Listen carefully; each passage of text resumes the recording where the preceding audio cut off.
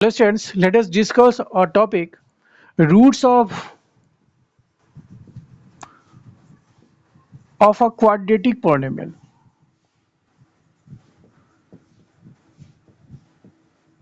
हालांकि इस टॉपिक पे हमने वीडियो बना रखा है पहले जो कि लीनियर पोलिनोमियल से रिलेटेड था, उसके रूट्स को हमने डिस्कस किया था और वहाँ पे हमने क्वाड्रेटिक पोलिनोमियल के रूट को डिस्कस नहीं किया था, तो अभी उसको कर लेते हैं क्योंकि ये बहुत ही इंपॉर्टेंट है।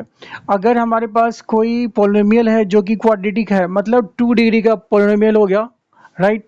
तो पी एक्स इक्वल्स टू, अगर हमने कोई एक पोलिनोमियल लिया जो क्वाड्रेटिक है, 6x² प्लस 17x प्लस 5 लिया है, राइट। ये एक क्वाड्रेटिक पोलिनोमियल है क्योंकि इसमें जो वेरिएबल x है उसका जो हाईएस्ट पावर है वो 2 है, 2 डिग्री का पोलिनोमियल है, तो इसके जो रूट्स कितने होंगे, 2 रूट्स होंगे, राइट। इसके लिए यहाँ पे हम रफ वर्क कर लेते हैं। रफ वर्क में आप क्या करोगे, एग्जाम में भी आप इस तरह से राइट साइड पे रफ वर्क लिख के कर सकते हैं, राइट। तो यहाँ पे सबसे पहले क्या करना है, जो इसका फर्स्ट टर्म है दिस वन और लास्ट टर्म है दिस वन, राइट, इन दोनों को मल्टीप्लाई कर दीजिए। 6x² इंटू 5 कर दीजिए तो ये हो जाएगा 5 6 30x²। No problem. First term, second term and third term, तो यहाँ पे हमने क्या किया, फर्स्ट टर्म और थर्ड टर्म को मल्टीप्लाई कर दिया। किस किस को किया, फर्स्ट टर्म को किया एंड सेकेंड टर्म को किया, इन दोनों को मल्टीप्लाई कर दिया तो कितना हो गया 30x², राइट। अब हमें क्या करना है, ये जो 30 है इसका फैक्टर्स निकालना है। 2 2 3 एंड 5 हो जाता है। 2 इंटू 30 को क्या लिख सकते हैं, 2 इंटू 3 इंटू 5 लिख सकते हैं। अब ये इसके फैक्टर्स हो गए। अब हमें क्या करना है कि जो इसका मिड टर्म है वो कितना है, प्लस 17x है, राइट, प्लस 17x है। यहाँ पे हमें थोड़ा सा लॉजिक लगाना है, थोड़ा सोचना है, अपने दिमाग से ब्रेन को अप्लाई करना है कि ये प्लस 17x कैसे होगा। ठीक है, हमारे पास ये 3 डिजिट्स हैं, 2 3 एंड 5, राइट। इनको ही हमें इस तरह से अरेंज करना है सो दैट कि 17x को हम क्या करेंगे, यहाँ पे स्प्लिट करेंगे। ठीक है, यहाँ पे स्प्लिट करेंगे 2 पार्ट्स में। 17x को प्लस 17x को यहाँ पे हम स्प्लिट करने वाले हैं 2 पार्ट्स में, राइट, सो दैट कि उसका सम या सब्ट्रैक्शन जो है सो 17 आ जाए।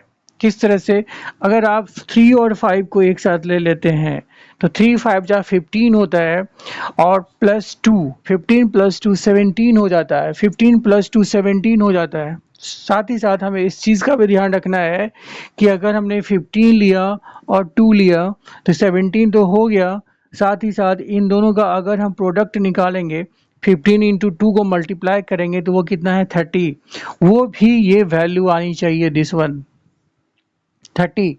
इन दोनों को मल्टीप्लाई करने पे जो नंबर आ रहा है वो नंबर भी आना चाहिए 15। इन दोनों टर्म को मल्टीप्लाई करने पे 15 2 जा 30 हो गया, 15 2 जा 30 हो गया और 15 और 2 को ऐड करेंगे तो 17 हो जाएगा। तो दोनों ही काम हमारा बनना चाहिए। एक तो एडिशन या सब्ट्रैक्शन करके आपको 17x लाना है, प्लस 17x लाना है। अगर यह माइनस 17x रहता तो आपको माइनस 17x लाना होता। चूंकि यहाँ प्लस 17x है तो प्लस 17x लाना है आपको, दोनों को ऐड या सब्ट्रैक्ट करके। और साथ ही साथ जिन दो टर्म को आप ऐड या सब्ट्रैक्ट करोगे उन दोनों को मल्टीप्लाई करने पे भी इन दोनों के मल्टीप्लिकेशन के इक्वल होना है, मतलब 30x² के इक्वल उसे होना है, राइट। तो यहाँ पे अगर हम ये जो 3 फैक्टर्स है इसमें से अगर हम 2 3 को सेलेक्ट करते हैं, मतलब 2 3 जा 6 हो गया, 6 इंटू 5 ये भी तो 30 हो रहा है, ये भी 30 हो रहा है, लेकिन 6 और 5 को ऐड या सब्ट्रैक्ट करने पे क्या 17 हो रहा है, तो नहीं हो रहा है, तो इसलिए हम इसको नहीं लेते हैं, राइट।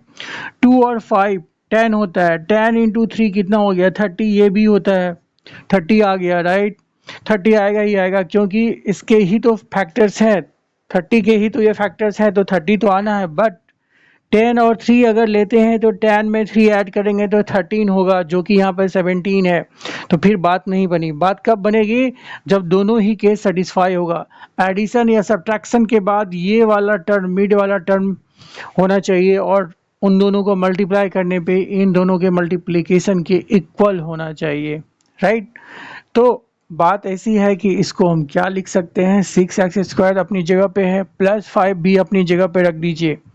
अब 17x को लिखना है तो बात कहाँ बन रही है, 15 और 2 लेने पे। तो यहाँ पे हम लिखेंगे 15x प्लस 2x लिखेंगे। 17x को हम इतना लिख सकते हैं, कोई दिक्कत नहीं है, 15x प्लस 2x लिख सकते हैं। अब इसके बाद देखिए, अब तो हो गए आपके पास 2 टर्म ये और 2 टर्म ये, हो गया 4 टर्म हो गए। तो अब आप कॉमन लीजिए, कॉमन क्या ले सकते हैं, 6x² और 15x में, ठीक है। यहाँ पे x² है और यहाँ पे x है, ठीक है। तो हम x ले सकते हैं कॉमन, ठीक है। 6 और 15 में क्या ले सकते हैं, 3 ले सकते हैं, क्योंकि 3 के टेबल में 6 भी है और 15 भी है। तो कॉमन लेने के बाद अब कितना बचता है, यहाँ पे 3x को किससे मल्टीप्लाई करेंगे, 2x से मल्टीप्लाई कर देंगे अगर, तो 6x² हो जाएगा, प्लस यहाँ 5 लेना पड़ेगा, क्योंकि 3x को 5 से मल्टीप्लाई करेंगे तो 5 3 जा 15x होगा। क्लियर। तो ये हमने इस तरह से कॉमन ले लिया इन दोनों टर्म में। सिमिलरली अब इधर भी हम कॉमन लेंगे इन दोनों टर्म में। अब इन दोनों टर्म में हम क्या कॉमन ले सकते हैं, दोनों में x है नहीं, दोनों में 2 और 5 है, यहाँ भी कोई कॉमन लेने वाला नहीं है टर्म। तो उस केस में हम यहाँ 1 लिख देते हैं और ब्रैकेट में 2x प्लस 5 लिख देते हैं। अगर कोई कॉमन नहीं हो रहा है तो 1 तो होगा ही, 1 को 2x से मल्टीप्लाई करेंगे तो 2x होगा, प्लस 1 को 5 से मल्टीप्लाई करेंगे तो 5 हो जाएगा। तो इस तरह से तो हम लिख सकते हैं इसको, राइट। ऐसा इसलिए लिखा गया कि अब ये जो एक टर्म है और ये दूसरा टर्म है, ये दोनों मल्टीप्लिकेशन में है, ये दोनों मल्टीप्लिकेशन में है। अब इसमें इस पूरे में ये और ये दोनों सेम है, तो दोनों को हम कॉमन लेके बाहर निकाल लेते हैं। किसको, जो सेम है इसको हमने बाहर निकाल लिया।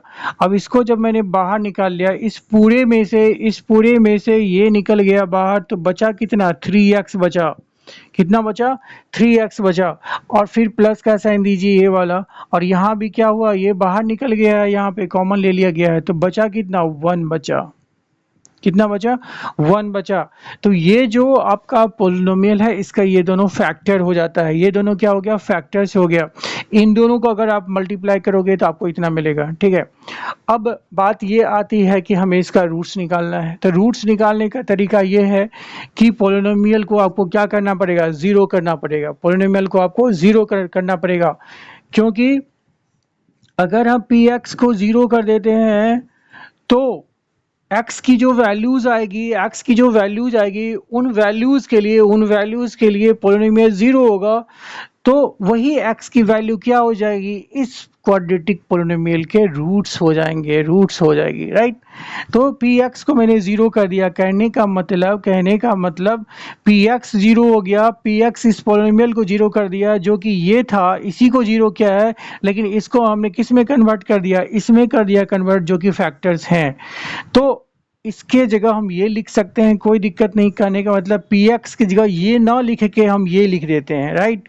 कहने का मतलब हो गया 2x plus 5 into 3x plus 1 लिखा, और इसको किसके बराबर कर दिया, जीरो के बराबर कर दिया। ऐसा क्यों किया है, क्योंकि इससे हमें x की जो वैल्यू निकलेगी वो इस पोलिनोमियल का क्या हो जाएगा, रूट्स हो जाएगा, राइट।